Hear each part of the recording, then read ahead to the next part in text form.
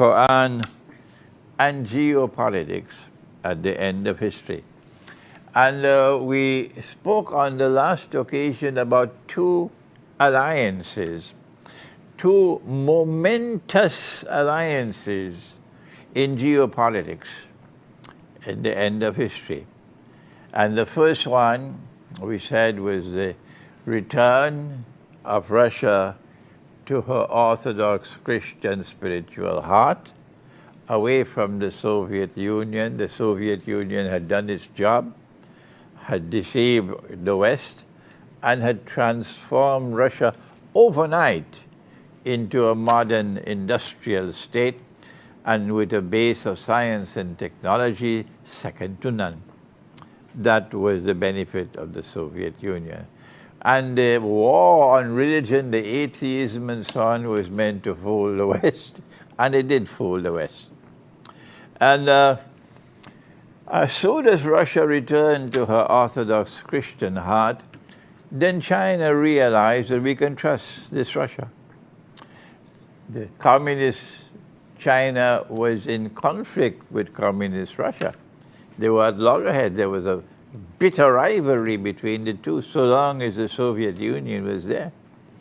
But as soon as the Soviet Union collapsed, or rather I say folded its tent and walked away, and China saw Russia returning to her Orthodox Christian heart, the Chinese are not fools.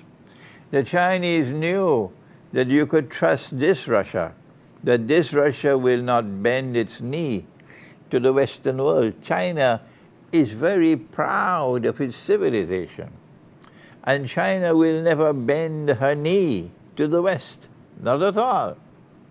And so China felt that we could have a trusted friend now in Russia, which is returning to her Orthodox Christian heart. And this was the momentous event that has taken place before our eyes now, at the end of history.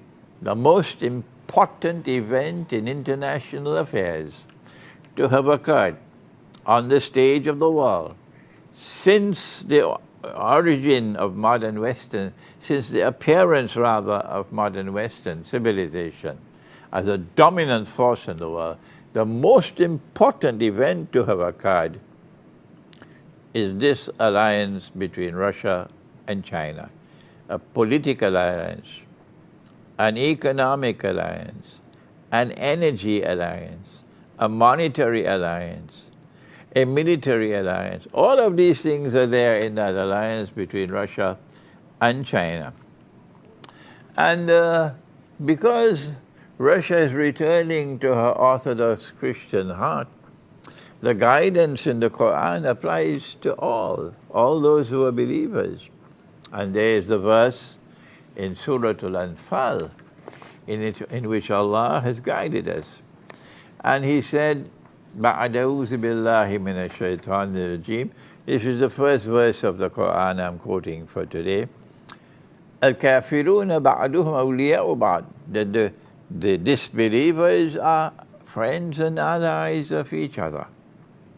Those who reject the truth are friends and allies of each other. Those who reject the Messiah are friends and allies of each other. Illam taf'alu, if you who believe in the one God, if you do not do the same, illam taf'alu, if you do not do the same, if you do not forge alliances with like-minded forces, takun fitnatun fil ardi wa fasadun kabir, there would be great turmoil on earth and great fasad, corruption and destruction. And this is why Russia was absolutely correct in forging an alliance with China, despite the fact that China is communist. But what is more important is that China refuses to bend her knee before modern Western civilization. And so Russia and China are in the same boat. Both of these refuse to bend their knees before modern Western civilization, while all those who rule over the world of Islam are not down on their knees, they're down on their face worshipping the West, submitting to the West in everything. We are servants of the IMF. That's where they are. But Russia and China refuse to bend their knees, and we praise them for that. But then there is a second alliance in the end times. And this is our subject for today. The second alliance is between those who follow Jesus, Nabi Isa alayhi salam, and those who follow Muhammad, Allah's blessing be upon him, Christians and Muslims. The Quran tells us that there are two kinds of Christians, but there is no scholar who graduates from some Western university with a PhD, studying in any university or teaching in any university, or preaching Islam from the United States of America or Britain, who dares to ever say that this is in the Quran, scared of the Quran. The Quran says there are two kinds of Christians, but they will never say it. They're too scared of the Quran. The Quran speaks of those Christians with whom we are prohibited from making friendship and alliance. لا تتخذوا اليهود والنصارى أولياء بعضهم أولياء بعض. Do not take such Jews and such Christians as your friends and allies, who themselves are friends and allies of each other. وَمَنْ يَتَوَلَّهُ مِنْكُمْ فَإِنَّهُ مِنْهُمْ. And whosoever from amongst you turn to them, like Saudi Arabia, like Turkey, which is a member of NATO, whosoever turns to them with friendship and alliance, you belong to them, you no longer belong to us again. Inna Allah la yahdi al-qawm al-zalimin. Allah does not provide guidance for a wicked people. That's one kind of Christian, but they will never talk about that. They will close their mouths.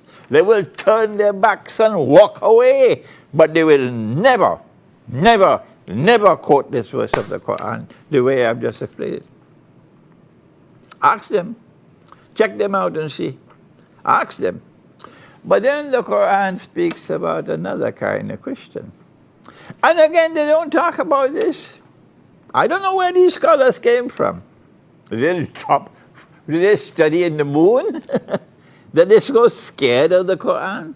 Huh? Is this integrity? Is this scholarly integrity? The Quran speaks about another kind of Christian. You could close your eyes if you want, but the truth will still remain. The Quran speaks of another kind of Christians. Well, you'll never talk about that, would you? The Quran speaks about the Christian people who will be closest in love and affection for Muslims. Yes. And you know them in Akhirul Zaman because we had them once before. At the time when the Quran was revealed, it happened. There were Christian people who were closest in love and affection for. It happened once already and it'll happen again in history. History cannot end without it. There are two kinds of Christians.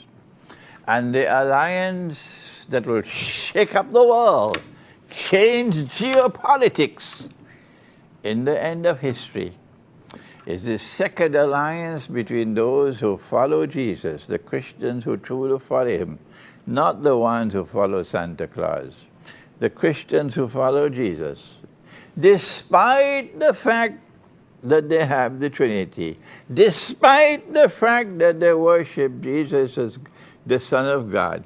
These Christians and those who follow Muhammad alayhi salatu wasalam rather than worshipping a Qibla in Washington or in Riyadh, the alliance between these two is going to shake up geopolitics at the end of history.